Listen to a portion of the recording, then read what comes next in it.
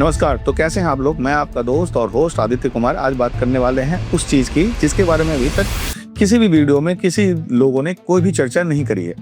हम आज किसी प्रोजेक्ट सेंट्रिक बात नहीं कर रहे हैं, ना हम किसी प्रोजेक्ट के बारे में बताने जा रहे हैं, ना कोई नोएडा की ऐसी प्रॉपर्टी, ना ग्रेटर नोएडा की ऐसी कोई प्रॉपर्टी, ना ही यमुना की ऐसी प्रॉपर्टी, ना ही मैं ये बताने जा रहा हूँ जेवर में 28 तारीख को प्रधानमंत्री आ रहे हैं न्यू जेवर के एयरपोर्ट के ऑपरेशनल फीता काटने के लिए। आपने सबने सुना होगा, न्यूज़पेपर में बहुत बज़ क्रिएट हुई।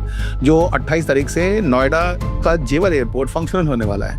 उसमें बहुत सारे पूरे देश विदेश सबकी नज़र जेवर एयरपोर्ट पर रहेगी, क्योंकि ये एशिया का लार्जेस्ट एयरपोर्ट बन रहा है। ये तो एक बात रही। इसके साथ एक और चीज़ आई है जिसके बारे में अभी बहुत लोगों को पता नहीं है। क्यों नहीं पता? क्योंकि किसी लोगों ने इसके बारे में चर्चा तक नहीं करी है। हम बात करने वाले हैं आज न्यू नोएडा की। जी हाँ, आपने सही सुना, न्यू नोएडा की। जब आज नोएडा में प्रॉपर्टी इतनी महंगी होती जा रही है, 31,000 में प्रॉपर्टी लॉन्च हो रही है। मैक्स, एली साहब, जगावेंको, एम3 Cullinan, Kalpataru Vista, Gaur Island, ओगोर ट्रिसेंटो, Gulshan Dynasty, County 107, Clove County, एक्सपीरो 151, आइवरी काउंटी 115।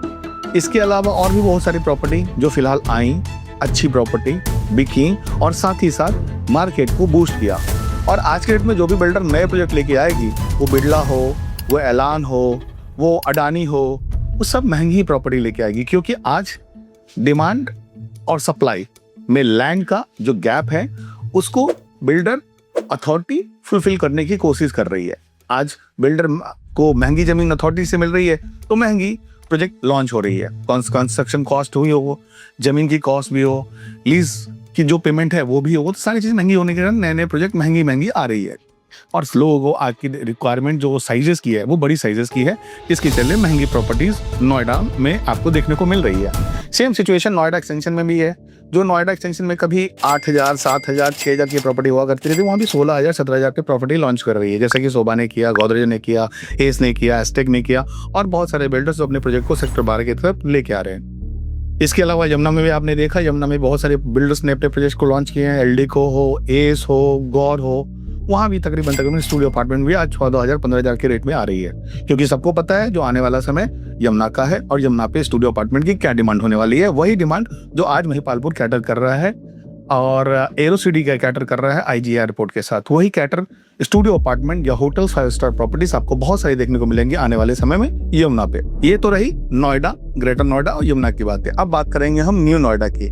न्यू नोएडा में आपने सुना होगा जो मास्टर प्लान 2041 पे अथॉरिटी काम कर रही है, और न्यू नोएडा में जाने के लिए उसने नोएडा, गाजियाबाद और बुलंदशहर की 80 गांवों की जमीन को अधिग्रहण करने जा रही है, जहां पे अबू धाबी के तर्ज पे एक नया शहर डेवलप करने की कोशिश की जा रही है। उस नए शहर में बहुत सारी ऐसी फीचर्स होंगी जो अबू धाबी से मिलती हुई होगी, जिसके बारे में मैं आपको डिटेल से आज बताऊंगा। सबसे पहली बात तो जो टोटल लैंड एरिया है, उस लैंड एरिया में इंडस्ट्रियल के जो लैंड रखा गया है, allocation of for industrial development, वो रखा गया 8,811 हेक्टेयर। रेसिडेंशियल की बात करूं तो टोटल रेसिडेंशियल हेक्टेयर्स में जो लैंड आएगी वो आएगी 2477 एकड़। इसके अलावा ग्रीन एरिया और पार्क के लिए जो जमीन रखी गई है वो 3173 हेक्टेयर। इसके अलावा ट्रैफिक और ट्रांसपोर्टेशन के लिए जो जमीन रखी गई है वो 3282 हेक्टेयर। इंस्टीट्यूशनल लैंड जो टोटल रखी गई है वो रखी गई 1682 हेक्टेयर। इसके अलावा कॉमर्शियल लैंड 905 हेक्टेयर, इंटरटेनमेंट के लिए 420 हेक्टेयर।